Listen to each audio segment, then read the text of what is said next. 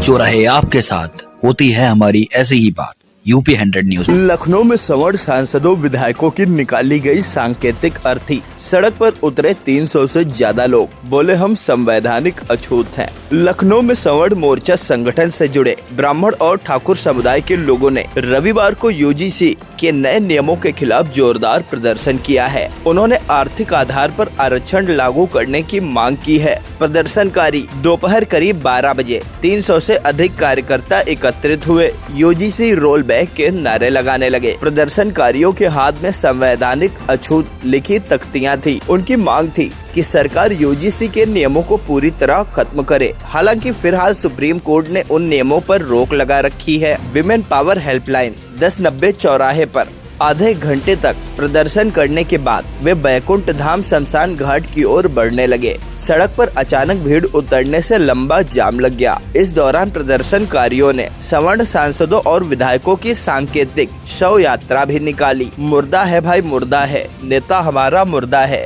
जैसे कई नारे लगाए गए। बैकुंठ धाम पहुंचकर प्रदर्शनकारी धरने पर बैठ गए। उन्होंने आरोप लगाया कि उनके हितों की अनदेखी की जा रही है। आने वाली पीढ़ियों के लिए अवसर बंद किए जा रहे हैं। प्रदर्शनकारियों ने कहा कि जब तक यूजीसी का नया नियम पूरी तरह से वापस नहीं लिया जाता और आरक्षण खत्म नहीं होता, तब तक यह विरोध जारी रहेगा। दोपहर करीब 2:30 बजे पुलिस ने प्रदर्शनकारियों को बैकुंठ धाम से हिरासत में लिया और इको गार्डन भेज दिया। यह प्रदर्शन सवर्ण मोर्चा के अध्यक्ष संदीप सिंह के आह्वान पर आयोजित किया गया था। प्रदर्शन के दौरान सुरक्षा व्यवस्था बनाए रखने के लिए करीब 5 थानों की पुलिस भी बुलाई गई थी। प्रदर्शनकारियों में शामिल विजय ने कहा कि हमारे बाप दादाओं ने देश के लिए खून बहाया है, जान न्यौछावर कर दी है, तो क्या हम पसीना भी नहीं बहा सकते? यूजीसी का पूरा मैटर और आरक्षण पूरी तरह खत्म होगा, तभी 2029 में मोदी जी सत्ता में वापस आने का सपना देखें। उन्होंने कहा कि जो लोग IAS PCS बन गए हैं, उन्हें भला आरक्षण की क्या जरूरत। नाम बता दीजिए। हमारा नाम विजय है।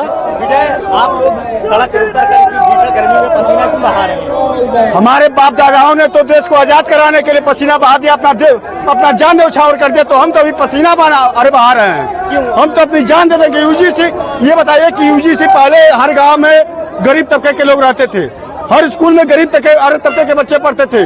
क्या ये बताइए वहाँ हरचंद यादव के बच्चे पढ़ते थे, वहाँ पे कोई आज तक हुआ था? कोई जातिगत नाम लेता था? कौन सब कर रहा है ये जातिगत? ये हमारी भाजपा सरकार कर रही है। क्या कहेंगे आप लोग? इतना बहुत आक्रोशित लग रहे हैं। आक्रोशित हम लोग हैं और मैं यही कहूंगा कि यूजीसी को आप वापस ले लीजिए और जो भी आरक्षण है, आरक्षण को आप आर्थिक आधार पर देने का काम करें। हमको कोई वो नहीं, अपराध नहीं है। सरकार का ही जो हो रहा है वो हित में हो रहा है। हित में नहीं हो रहा है ना। मैं आपको बता रहा हूँ भैया, हमारे प्रधानमंत्री जी ने संसद में कहा था, चंद्रशेखर जी ने, कि जिन हाथों में शक्ति भरी है राज तिलक देने की, उन्हीं हाथों में शक्ति है गद्दी से उतार देने की। तो इस बार 29 में मोदी जी फिर नई सपना देखेंगे कि मैं कुर्सी पे प्रधानमंत्री की बैठूंगा। क्या मांगिए कि यूजीसी को वापस ले और इसके बाद समानता लागू करे, और जो मैं ये नहीं करूँगा आरक्षण है वो समाप्त करे, लेकिन जो पिछड़े हैं वो दलित हैं, ये देखिए कोई पिछड़ा में या दलित में IAS हो गया IPS हो गया, उसको क्या आरक्षण की आवश्यकता है?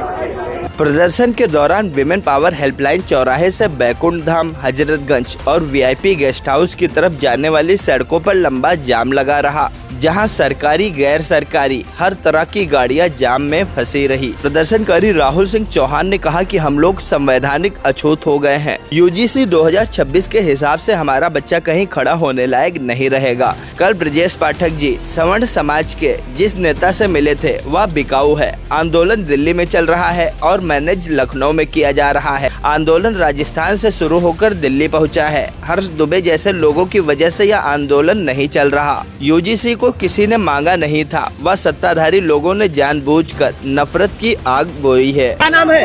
रणविजय सिंह नाम है हमारा। किसकी यात्रा है, किसका शव? ये हम लोग मोदी जी का शव लेके जा रहे हैं। हाँ। और जो है कि हम ये दिखा रहे हैं कि भाई मोदी जो है, जो कहते थे कि हम एक है, बटोगे नहीं कटोगे नहीं वाला मुर्दा उन्होंने जो मुक्का वो दिया था, वो CM जी ने और जो मोदी जी ने, दोनों जो लोगों ने ये बोला था कि बटोगे कटोगे, उसका कोई मतलब नहीं निकला। आपने तो बांटने का कार्य कर रहे हैं। भाजपा नेता ब्रजेश पाठक आपके नेता? ब्रजेश पाठक हम लोग के नेता हैं।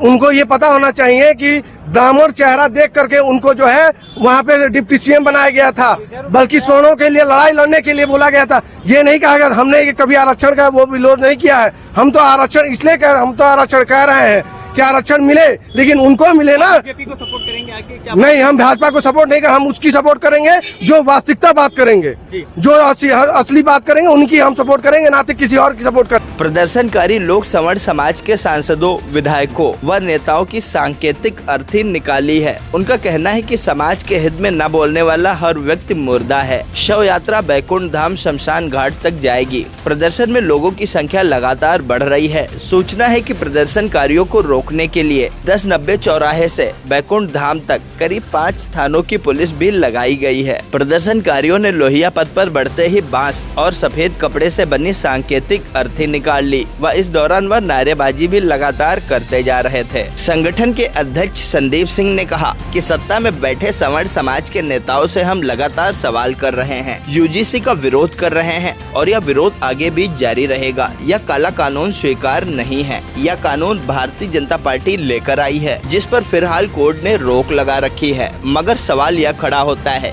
कि इस प्रकार का काला कानून लाने की क्या आवश्यकता थी। उच्च शैक्षणिक संस्थान में संवर्ण समाज को मिटाने के लिए यूजीसी एक चक्र है, जिसे हम लोग सफल नहीं होने देंगे। जो कह रहे हैं कि किसी छात्र का अहित नहीं होगा, तो इसे लेकर क्यों आए हैं? दलित एक्ट के प्रावधान के बावजूद यूजीसी क्यों लाया गया? अगर कोई फर्जी मुकदमा लिखवा देगा तो संवर्ण छात्र का जीवन बर्बाद हो जाएगा। उन्होंने कहा कि इसलिए हम लोग इसका पहले दिन से ही विरोध कर रहे थे। जब तक यह काला कानून वापस नहीं हो जाता, तब तक यह विरोध निरंतर जारी रहेगा। लखनऊ से हिमांशु शुक्ला के साथ ब्यूरो रिपोर्ट, लखनऊ।